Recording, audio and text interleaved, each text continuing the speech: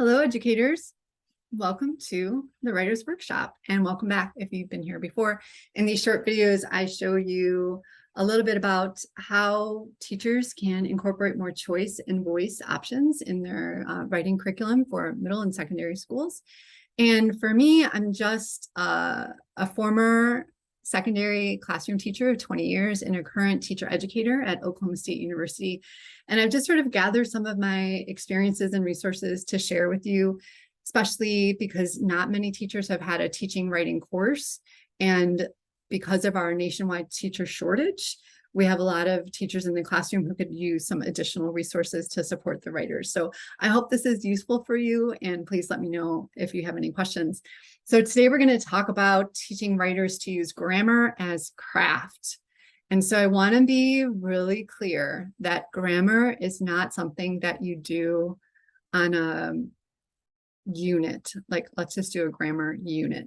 It should be done in context with a specific piece of writing so that students can use it to make meaning in their own piece of writing. So let's get started. So first, it's important to think about the piece of writing that the students have. So if students have all been writing narrative, personal narratives, or fiction, or poetry, or arguments, or informational, then you can choose specific craft moves, specific grammar moves that will help them in that particular mode or genre. So this way they can apply it directly to a draft.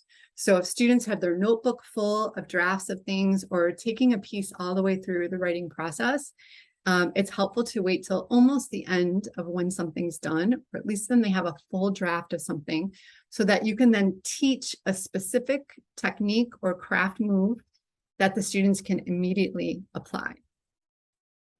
So for example, if the students are working on informational or argument, I'm just looking at, here's kind of a checklist that you might use. It's really likely that some grammar moves that would be really helpful for them would be things like complex sentence, compound sentence, a gerund at the beginning of a sentence, infinitive phrase, parentheses or em dash, or an appositive. So a complex sentence, compound sentence, gerunds, and infinitives, those are different sentence variations that add interest, but also show the relationship of ideas. So it's really great to use those to show students how to use them to communicate ideas. The second thing, parentheses or em dash, are really helpful, especially with informational and argument, because if a student wants to clarify an idea or define something, they can use parentheses for additional information, or a dash to show a break in thought or to clarify an idea.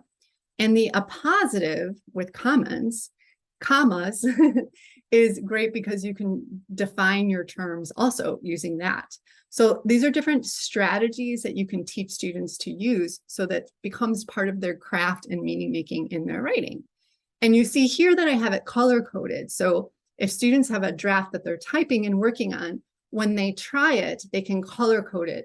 That way I can quickly see that they're trying one of these techniques and then give them immediate feedback as if they're using it effectively, or if I have some suggestions for how they can use it effectively.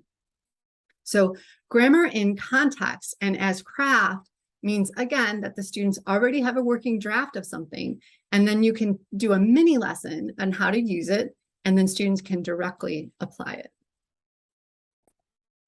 Here are a few others for a play, a narrative, a story, or a poetry collection. So if students are writing narrative, they might have dialogue, gestures, facial expressions, sensory language, alliteration, allusion, oxymoron, a syndeton, anaphora. Those might be great mini lessons to do once they have a draft of their story. If students are working on poetry, you might do some mini lessons on simile, metaphor, extended metaphor, alliteration, assonance, consonants, allusion, apostrophe. And again, it's specific to this type of form, but you might be able to use it in other forms or genres as well. Okay. Don't worry if you don't know what these are, because I'm going to show you a cool way to engage students in this process. Okay, so one of the most wonderful things that I ever figured out to do as a teacher was to help my students learn to be the grammar teacher. That's right.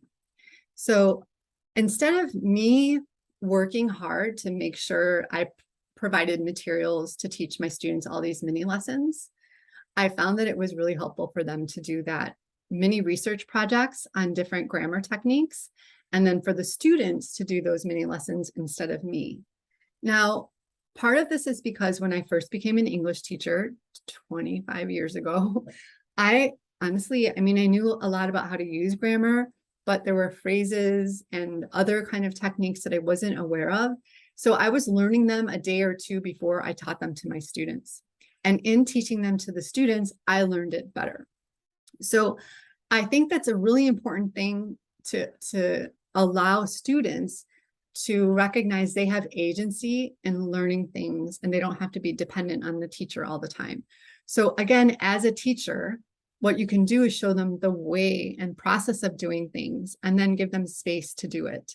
So how do you learn about a new grammar topic? Well, you search it up, right? You do some research, you look at examples, you try it in your own writing. So I think offering the students mini research units, maybe like a week or two long, the students can do a research project on grammar. So here's an example of how I set this up. So first, I created a list of topics that we would use probably across the entire school year. And then we would set them into our calendar when they were typically going to be used. So as I showed you in the other slide, when we need compound sentences, it's basically in every kind of writing, right? Extended metaphor works really great in fiction or poetry. So if we're working on poetry or someone who loves poetry, maybe they would do research on extended metaphor. A student who loves writing argument might work a little bit more with colons or semicolons. So strategically, I created a list and then invited students to do research on that topic. And then whenever we needed it in our classroom, they would do their mini lesson. Also, if I noticed a student was especially struggling with something, we had an extra expert in the classroom. So if I had a student who was getting metaphor and simile confused, I might say, hey, can you go talk to Cyrus or Joey and they can help you straighten that out, so that we have experts in the room that are helping. So here is an example of a slideshow that the student did for compound sentences. So they have sort of the slide for compound sentences. They had a story from their notebook where they were applying compound sentences. They created quiz questions. They did their own write-in activity. So if you want to circle back to the video about setting up routines, this is the students actually creating their own multimodal slideshow, writing prompt, and then also teaching them how to do a works cited page as well.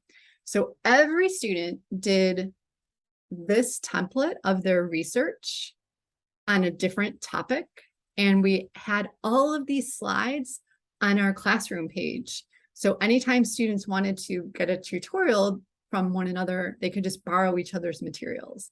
And then on the day that we needed the lesson, they would do their mini lesson. So you get the idea here that the students are the ones doing the research and teaching these grammar mini lessons.